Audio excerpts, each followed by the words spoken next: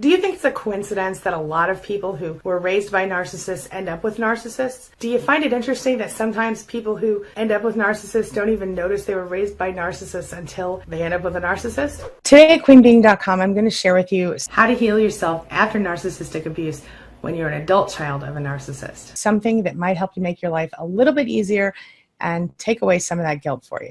So let's get started. Closed captioning provided by Athena Moberg and CPTSDFoundation.org. My name is Angie Atkinson, and on this channel I offer free daily video coaching to help you discover, understand, and overcome narcissistic abuse in toxic relationships. I like to call it toxic relationship rehab. So if that sounds good to you, hit that subscribe button and let's get going. For most parents and their children, whatever the glitches are, the relationship is mostly comforting and supportive. This is not the case for children of narcissists. For some people, there's just more pain. There's more negativity in the mother-child relationship than there is comfort or pleasure. And that is what we experience if we have narcissistic mothers. One of the things I hear most often from my clients when we're talking about narcissistic abuse in toxic relationships is that whether they knew it before or they just realized it during our session, about 90% of them have at least one narcissistic parent or parent-type person in their lives growing up. So why is this? Why does this happen? I think one of the most important things that we have to realize as we're starting this conversation is that as individuals,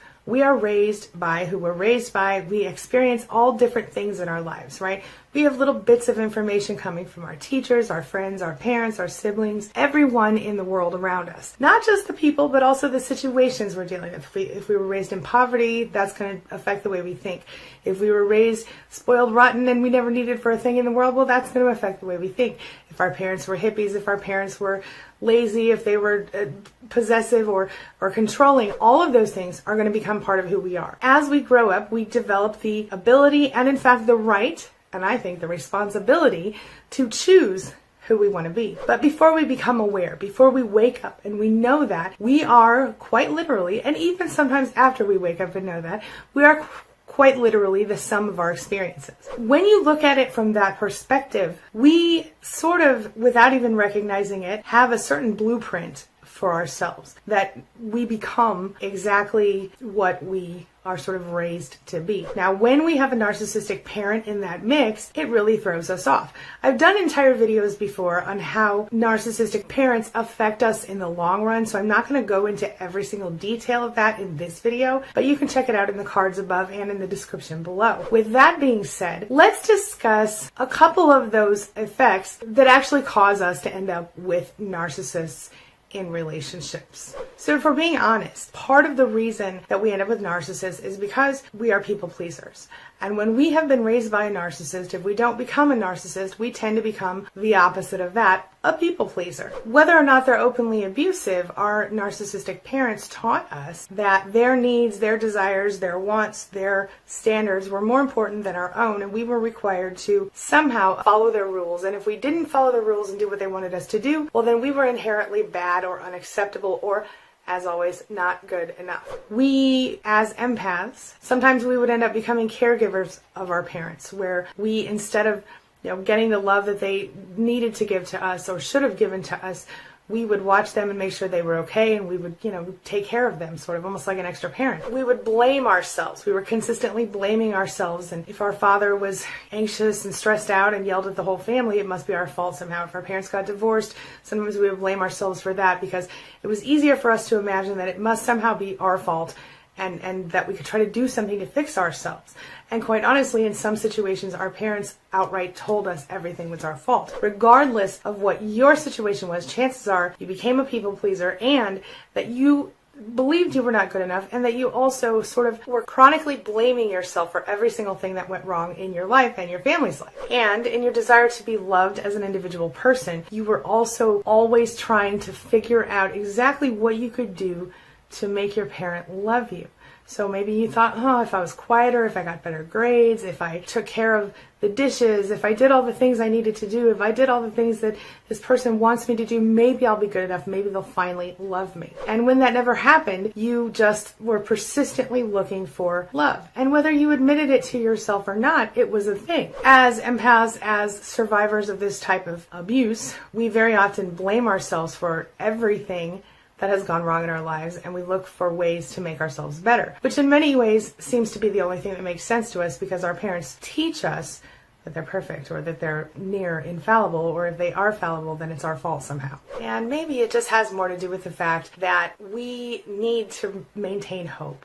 We need to believe that things are going to get better, and so if we can stay focused on how we can fix ourselves or what we could be doing better, maybe it's a little bit of how we survive. With that being said, I think it's important to talk about one more major quality that happens to kids who are raised by narcissists, and that is insecure attachment. So first, I think it's important to define secure attachment, and that is our level of comfort with being attached to other people and trusting that that attachment is safe and okay for us.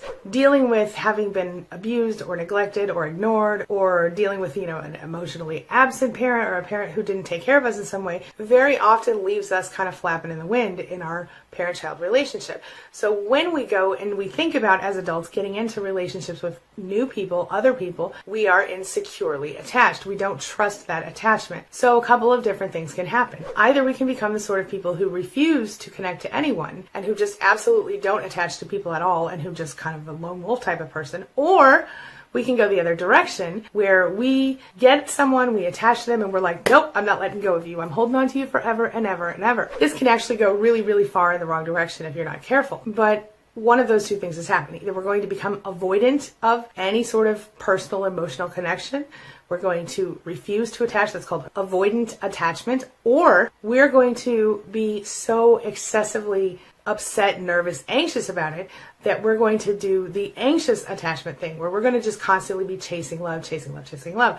One of my favorite movies was called Practical Magic, and these two sisters, they lost their parents, okay? They were raised by these two aunts. And in the movie, they're watching their two aunts from the stairs, do some magic spell on some lady who's desperate to get this man back. And one of the sisters goes, I hope I never fall in love. She can't even imagine the horribleness of that moment. Why anybody would want to feel like that? Because this woman was feeling very desperate to get this man who wasn't available to her. And the other sister goes, oh, I can't wait to fall in love. See, so one sister was doing the avoidant, I don't ever want to be with somebody thing, and the other one was like, oh my gosh, I'm chasing love. That thing happens to us. So as we grow, as we move forward, as we seek new relationships, this becomes a problem for us. Whether you go with the avoidant attachment or you go with the anxious attachment, chances are it's not going to serve you well in relationships. Now I'm going to share with you a bit of the conversation that I had with Dana about this very topic. So take a look. It's sort of like the saying goes, the last thing the fish notices is the water. And so when you're raised in around dysfunction, and especially if you have a parent who is, controlling, condescending, critical, even a parent that's just simply emotionally unavailable, that's going to be your baseline for what's normal, for what is love, for what is attachment, for what is appropriate, for what we're worthy of, all of these things. And so I guess I was comparing my childhood to a lot of other people and thinking like, well, but mine wasn't that bad. And I had really minimized a lot of the neglect, a lot of the, lack of healthy bonding, a lot of the stuff that went on. It wasn't until after my second relationship down the road that really it was like pulling a string on a sweater. Like when I began kind of examining things, that was when I realized, because I was like, how am I continuing to get tangled up with these people? And then I realized it's the love bombing. Then I realized, okay, so then why, what am I misreading about this? That messed with my mind so much because I just thought, the men that I was never attracted to really to bad boys. I was always attracted to very intellectual men, very nice, seemingly very nice guys, like Prince Charming kind of guys. And it didn't dawn on me for a long, long time that was a huge red flag, was charm. When I realized, okay, I've been walking around feeling unloved and unimportant pretty much my whole life. And that had made me, primed for emotional manipulators. And so when they would make me their whole world, I was totally wanting to jump into that whirlwind. And I was like, oh, this is so amazing. I feel like they're my soulmate. I feel like this is what's meant to be. This is healthy. This is ideal. Not realizing that this was a big whirlwind of red flags. And so once I realized that piece, that was, a huge game changer. I was able to slow things way down. And so now, I'm able to recognize those vulnerabilities within myself and to work towards getting those needs met in a healthy way. To where, there's so much to understanding all of this, right. But understanding our vulnerabilities. We all have vulnerabilities because we're all human.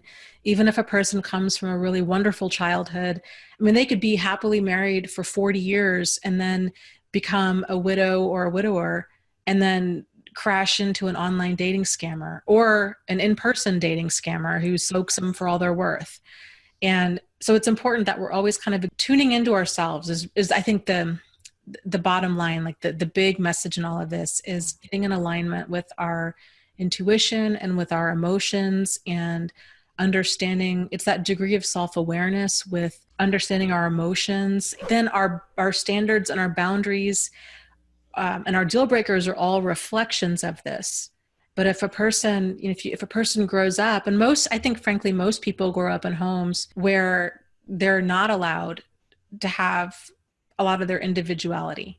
It's sort of like the kids should be seen and not heard kind of a thing. And so I think children kind of, and I think we're on the cusp of doing more conscious parenting. So I think that's kind of phasing itself out. But I think for a long time, it was very much parents didn't want to be bothered. If their child was upset or hurt or didn't like how things that were going on in the house, the child didn't really have a say. And so at an early age, a child is really separated from their inner selves. Mm-hmm. And then if a child goes through a lot of abuse, not even a lot, if a child goes through abuse or neglect of any kind, that's going to further separate them from themselves, because there's oftentimes a lot of gaslighting that goes on with that, and blame, and, oh, well, you caused this, you deserved it. I wouldn't have had to do XYZ if you hadn't have done ABC. It's just all this faulty programming, I guess you could say, that kids pick up when they're young, and then we carry that over into adulthood. So odds are things in our lives have not been working for a long time, but they've been tolerable. So we never really noticed that there was a problem. And then we have some sort of relationship like this that we can't ignore. We're like, what on earth? Like, this was so outside the realm of like normal human behavior. What's going on? And then if it continues to happen, then it's sort of like, okay, now there's a pattern here. So what's going on? So for me, it was that first relationship with Jack. And then it was a few years later, that relationship with Steve. That was when I realized it was a pattern. And then I began going back and looking at all of my significant friendships in my life, other relationships that I'd had with men, with my parents, with, coworkers. And, you start kind of seeing, oh man, there's really this reoccurring theme here. Then it all starts coming together. I think you can kind of see where this is going, right? So if you want to change your life, if you want to stop feeling like you're dependent or like you're not good enough, you have to start with self-love. One of the most important things we must remember on every single level is, regardless of how you grew up, regardless of what your parents told you, regardless of what the narcissist told you, regardless of any of that stuff, here is the big important thing I need you to hear from today. You define yourself, and it's time for you to know that. It took me a long time to learn that I could define myself. It took me a long time to recognize that not only was I good enough, not only was I smart enough, pretty enough, whatever enough, but I could choose to be whoever I wanted to be. It didn't matter if it wasn't acceptable to a narcissist. It didn't matter if my mother thought it was a bad idea, or my brother thought it was a bad idea, or anyone else in my life thought it was a bad idea. Only mattered that it made me happy and that it wasn't hurting anyone else in the world. It's all about finding what works for you, what feels good to you, and what makes your soul feel alive, what makes your heart sing, the thing that gets you going in the morning, or that could if you found that thing. It's all about loving yourself. Ultimately, it's all about loving yourself, and I didn't even really know what that was until I managed to do it. So I want you to start today, right now, by dropping all of that old junk, all of those old perceptions, those niggling voices in the back of your head that are telling you you're not good enough. That's not even you. That's somebody else's voice from the past echoing. All right? Let go of that stuff. Every time you hear yourself tell yourself, I'm not good enough, I'm not good enough, I'm not smart enough, I'm not handsome enough, pretty enough, whatever, say no. That's not true. Psh, out. Get out, and focus on what you really do want. Focus on what you deserve. Focus on loving yourself and treating yourself in the same way that you would treat someone you love. One of the best ways to learn to love yourself after you go through narcissistic abuse is to imagine, what would a good mother have treated me like? How would a good mother have treated me? How would a good mother have loved me? You have to learn to love yourself that much. You have to give yourself unconditional love. So how can you do that if you aren't a mother? How can you do that if you are a mother but you didn't have an example of unconditional love?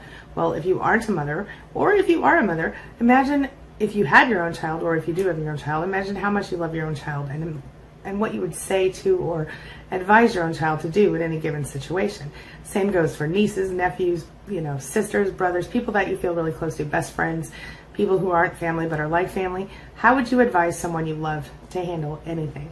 And when you ask yourself that question when you're going through a difficult situation, if you can imagine what would it be like if my own child or my own friend or whatever was in the same situation, what would I say to them? Give yourself the same advice, give yourself the same amount of love, the same amount of consideration in every situation. Treat yourself just like that. If you can imagine your child coming to you, let's say if you had a child, and your child saying to you, hey, mom or dad, this is exactly what I'm going through. And they explain to you exactly what you're dealing with in this moment. What would you advise them? Let's say you're going through a relationship with a narcissist and they're mentally, verbally, and otherwise abusing you. What would you say if your child came to you and said, hey, I'm being treated this way by this person who I love? What would you say to your child? Would you tell them, just stick it out and stay, you're not worth it? Of course not. You would tell them to get their stuff together and get out of there and do what they need to do because they deserve better. Listen, you deserve better too. Please don't forget, you deserve better. Obviously, by this point, you've figured out that one of your parents might be a narcissist. Maybe they're like hardcore NPD type narcissists, or maybe they just have narcissistic traits. People who become narcissistic parents generally didn't have the best childhood growing up. Can we say that to be fair? Whatever the reality is in your family, and however old you happen to be right now, you really need to figure out what you want to do and move forward with your own life. It's never too late. That's what I want to say to you. It's never too late or too early to set boundaries, to process your feelings, to work on the things that you need to work on to heal. Even if you're just a kid living at home, there are certain things you can do to help yourself. If you were raised by a narcissist, there are some steps that you can take right now to make your healing path a little easier, a little faster, a little smoother. What do you think? So the first thing you can do is educate yourself about narcissism, and I think you're doing that right now in this moment, sitting here watching this video. If you have just realized that you're dealing with a narcissistic parent, which sadly often happens when we have found ourselves in a relationship or soon out of a relationship with a narcissist, we suddenly realize, wow, wait a minute. As we're learning about narcissists, we realize, wait a minute, our parent might also be a narcissist. The more you educate yourself, the more you look for support, look for a community that understands, because most of the people in your day-to-day life, they just won't quite get it. The more you'll understand what you've been through and what you need to do to move beyond that toxic influence that you were raised with. We have to accept that our parent will not change. We can't expect our narcissistic mother or father to just wake up one day and suddenly understand everything and be okay. We can't expect them to become someone different. In some cases, the narcissist will find a way to create personal progress in their lives and change a little bit. Great. But the fact is, I've never seen it in real life. Have you? Narcissists rarely change. If they're acting like they're more nice, they're calm, they're happy, it's because they are manipulating you. They're not doing it because they really feel it. They're doing it because they're getting a result out of it, which is probably your attention. Understand that holding out hope that your narcissistic parent will suddenly become the parent you should have had, the parent who would give you unconditional love and things like this, of course, it's natural. It's expected. You're human. And we keep wanting and hoping for that from our parents, even when we're older, even when we're adults, even when our parents are gone in some cases. It's a false dream. It's going to make you feel more vulnerable. It's going to make you keep yourself open to continued potential abuse. And I know it sucks. It's one of the hardest things we have to deal with. And the next thing I'm going to tell you is equally difficult. And that is that you have to also recognize the parent who enabled the narcissist, if that were the case. Most of the time, if one of your parents is a narcissist, the other parent sort of enables them. But we have to recognize all of the things that are uncomfortable in this situation in order to heal from it. So understand that in some cases, if your father was a narcissist, your mother may have been a flying monkey, whether she meant to be or not. You have to understand that her in her situation, she was probably also being abused, or his, if mother was the narcissist, then father may have been the enabler. If your mother or your father who was enabling the other parent never did anything, didn't stand up for you, didn't stop the abuse, didn't help you in the situation, but instead normalized it, even if the mother or father who was enabling was also victimized by this abuse, it's still not okay what they did. Sometimes we have to forgive the enabling parent, and it's even harder than forgiving the narcissist parent. When you see someone with NPD that is formed in early childhood, it often happens because of something horrible that happened to them or something very painful for them. You kind of see a monster when you look at a narcissist. You also might find yourself feeling not as good about the other parent. You might wonder why that parent told the narcissist it was okay, you might wonder why they didn't protect you from that abuse. And you might feel betrayed by that, by the fact that they allowed it to happen and never tried to stand up for you. Next up, you have to recognize the roles in your family. Were you a scapegoat? Were you a golden child? Have you been the flying monkey for the narcissist with or without realizing it at some point? The thing about being in a narcissistic family is those roles, they fluctuate. You may be the golden child one day, you may be the scapegoat one day, you may be the forgotten child some other day. The narcissist maintains control of all of the people in the family by dividing. They try to divide you because of the whole divide and conquer factor. Your narcissistic parent could alienate you from your siblings, could alienate you from the other parent, especially if the other parent tried to stand up for you. You might feel betrayed by your siblings or your other parent because the narcissist may have twisted things to make it feel that way. It's not just you who was affected, but everybody else inside your nuclear family. And the system is not normal. It is not healthy. It is very dysfunctional. There may be one dominant narcissist in the family who uses the rest of the people like puppet strings, mostly just to serve the narcissist's needs.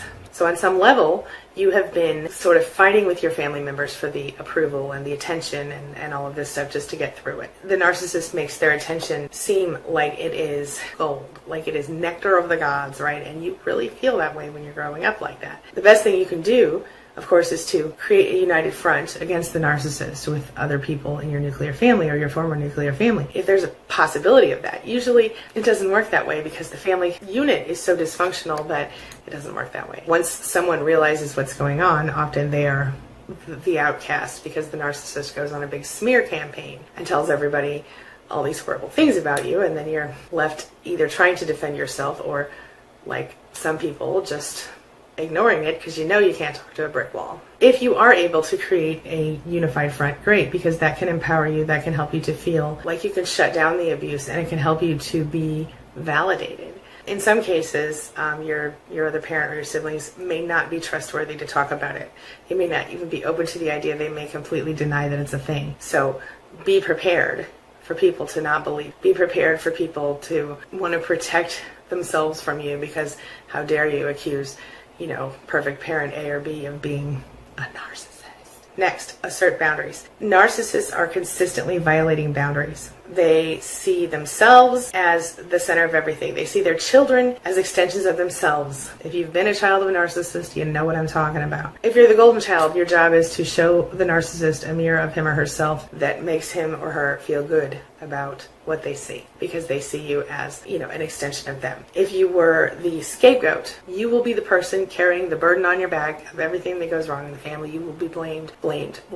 In either case, you're objectified. You're not respected as someone with your own identity, with your own beliefs, with your own standards. And in fact, anytime you try to assert your own identity, beliefs, and standards, you are quickly shut down and minimized because you don't matter as much. Next thing you have to do is put your boundaries up without apology. You've been raised to accept your boundaries being walked all over. Your narcissistic parent saw you as an extension of him or herself, as I explained a moment ago. You've got to understand that as a survivor, you have to work on those boundaries. You have to get comfortable doing it, and you have to take time to practice being strong enough to make your boundaries stand up. The first place you start, of course, is with the narcissistic parent, and depending on your situation and your level of abuse, you may want to go no contact. If you don't go no contact, you may want to go low contact, depending on how much they're still affecting your life today. Hi, Angie. How do I handle aging narc father who continues to gaslight and blame me for severe childhood abuse my mother inflicted on me?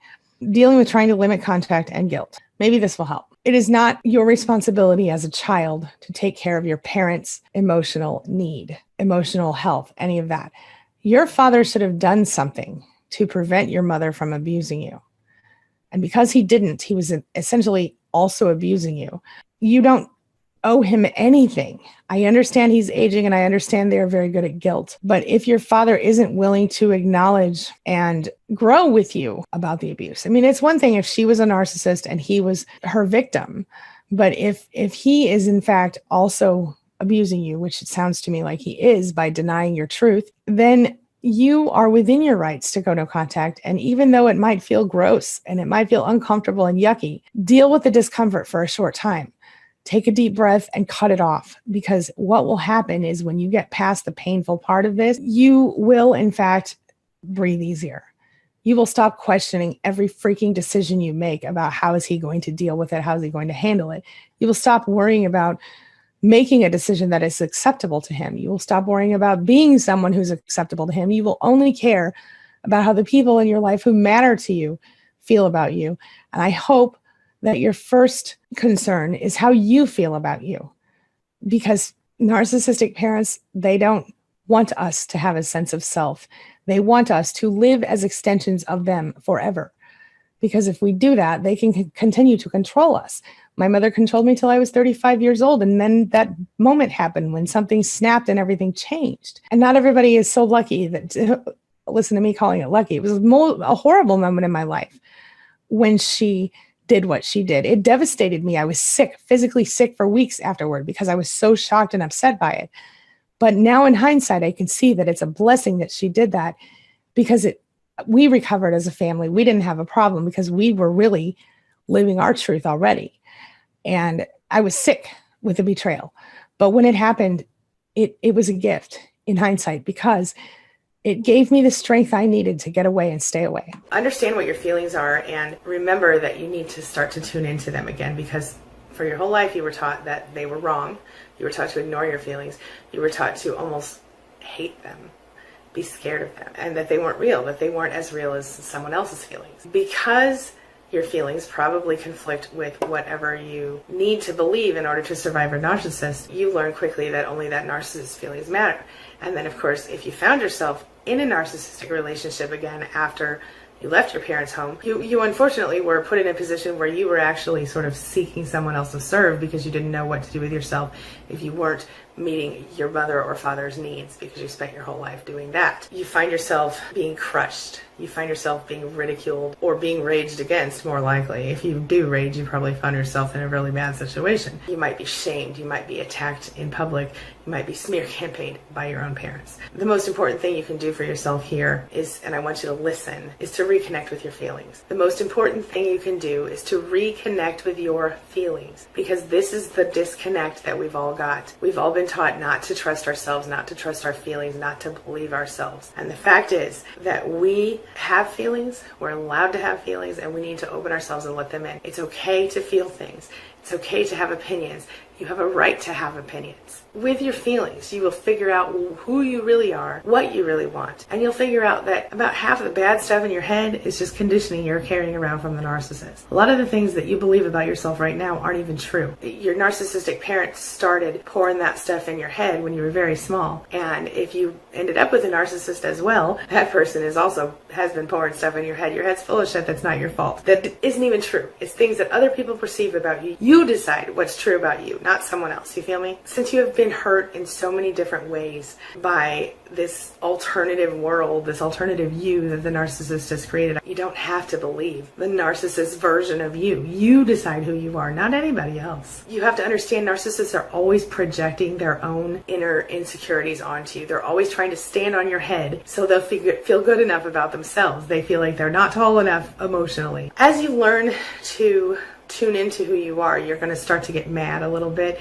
because you're going to start to realize all of these beliefs that you've had in your life. And if you're over like 15, it's going to make you angry that you spent so long believing things that weren't true about yourself and about the world around you. You're going to have to be patient with yourself. You're going to have to not judge yourself. You're going to have to understand that your feelings are okay. They're just feelings, but they matter. One of the biggest things you have to do is stop blaming yourself. You have to understand, especially if you were the scapegoat, it might be your instinct to automatically blame yourself for everything that's going on and feel guilty for everything. You'll feel guilty for things that really aren't even your fault, that are outside of your control. Stop doing that. That is not healthy for you or anyone else in your life. If you were used to accepting the blame from your narcissistic parent because they would rage at you, if you stood up for yourself, you were attacked. If you were hurt by them, you were beaten or, physically or emotionally, depending on the parent. One of the best things that you can do to heal yourself from this kind of abuse is to stop and recognize it was not your fault. When you got punched in the nose and your mother said, "Look what you made me do," you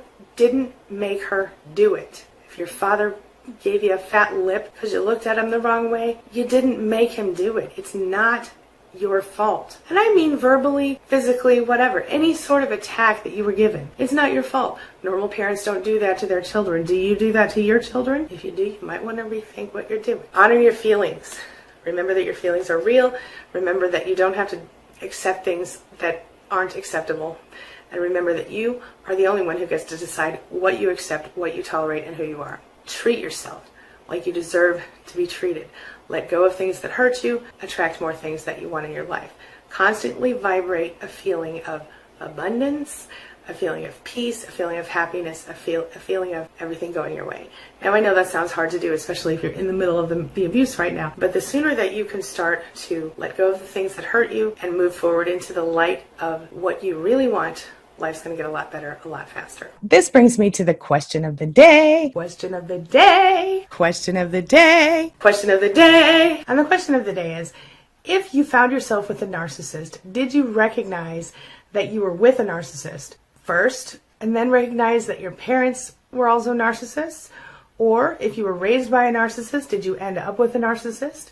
Or how did it all happen for you? Share your thoughts, share your ideas, share your experiences in the comment section below, and let's talk about it. Let me just offer a really quick shout out to my amazing inner circle, the people who clicked that join button or the link in the description below if your device isn't compatible, and who are supporting my mission here at YouTube. Take a look. Thank you to my amazing channel members, Angela Falsetta, Susan Marion, Roxanne Antle, Deborah, Black Caesar, Life's Revival, Trisha Wolf, Jen Archer, James F., and Marlene. You guys are amazing. Thank you so much. I sincerely appreciate that you connected with me and that you're helping me to further my mission and to continue helping our Spanily and anyone who needs help to discover, understand, and overcome narcissistic abuse and toxic relationships.